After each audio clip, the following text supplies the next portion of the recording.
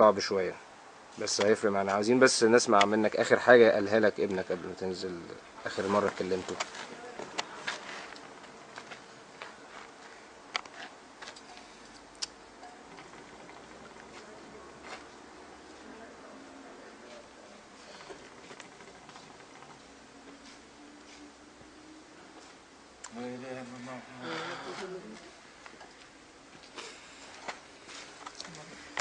صلى على النبي.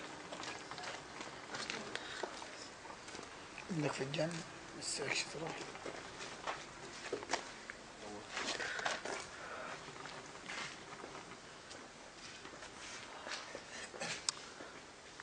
آخر حاجة ضربته بالقلم عشان يلحق الأتوبيس.